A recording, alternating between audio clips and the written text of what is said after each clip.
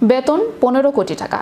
আর এই চাকরিতে আপনার প্রধান কাজ হচ্ছে লাইট হাউসের বাতিটি সঠিকভাবে জ্বালানো এবং বাতিটি নিভে গেলে তা আবার জ্বালানো। তার বাইরে আর কোনো কাজ নেই। তাহলে এই লোভনীয় চাকরি করতে কেউ রাজি না কেন? বিস্তারিত থাকছে ডেস্ক রিপোর্টে।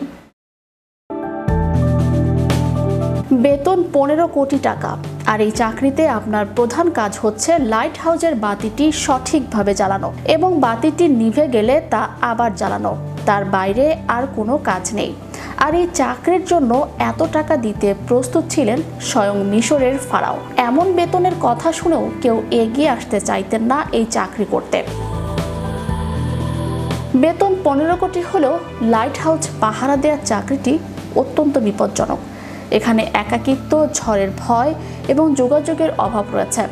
ইতিহাসে ক্যাপ্টেন মারিয়াসের মতো নাবিকরা নিরাপত্তার জন্য লাইট হাউস তৈরি করেছিলেন, যা আজও সমুদ্র যাত্রায় গুরুত্বপূর্ণ ভূমিকা পালন করে। আলেকজান্দ্রিয়ার বাতিঘরে সর্বক্ষণের জন্য আলো জ্বালিয়ে রাখতে হবে। মুহূর্তের জন্য হলেও বন্ধ করা যাবে না সেই আলো। উত্তাল সমুদ্রের মাঝখানে একদম একা আলো নিয়ে জাহাজকে পথ দেখানোই একমাত্র দায়িত্ব।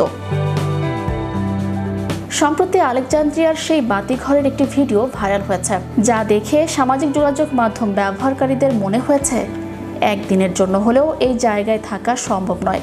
মাসের পর মাস থাকা তো দূরের কথা, 15 কোটি টাকা ও বিলাসের ব্যবস্থা থাকা সত্ত্বেও কাজটিকে বিশ্বের সবচেয়ে কঠিন কাজ বলেছিলেন অনেকেই। কারণ সমুদ্রের মাঝখানে একা থেকে প্রবল ঝড়ের মোকাবিলা করতে হতো এবং আলো সবসময় জ্বলছে কিনা তা নিশ্চিত করতে হতো। সামুদ্রিক জলোচ্ছ্বাস প্রায়শই বাতিঘরটিকে পুরোপুরি ঢেকে দেয় এবং সেখানে বসবাসকারীর জীবনও বিপন্ন করে। কঠিন পরিস্থিতি এবং একাকিত্বের কারণে কেউ এই কাজটি করতে চাইতেন না। আলেকজান্দ্রিয়ার বাতিঘরটির শুধুমাত্র জাহাজকে সঠিক দিশা দেখানোর জন্যই বিখ্যাত ছিল এমন নয়, এর স্থাপত্য নজরকাড়া। বর্তমানে যেসব পর্যটক রোমাঞ্চকর ভ্রমণের স্বাদ পেতে চান তাদের জন্য আলেকজান্দ্রিয়ার বাতিঘর অন্যতম। আলেকজান্দ্রিয়ার কাছে বিখ্যাত নাবিক মোরেসিয়াস একবার হারিকেনের মুখোমুখি হয়েছিলেন। সমুদ্রের ওই এলাকায় বেশ কয়েকটি বড় লুকানো পাথর ছিল, যার কারণে তার জাহাজটি ডুবে যায়। এরপরই নিরাপদ জাহাজ চলাচলের জন্য বাতিঘরের গুরুত্ব বুঝতে পারেন ফারাও প্রথম টলেমি। খ্রিস্টজন্মের প্রায় 300 বছর আগে এই বাতি স্তম্ভ তৈরি করা হয়।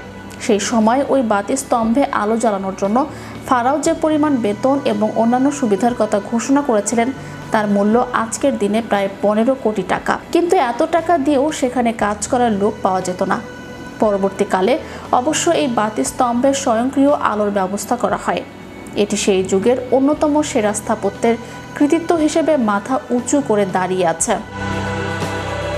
Channel Europe news desk.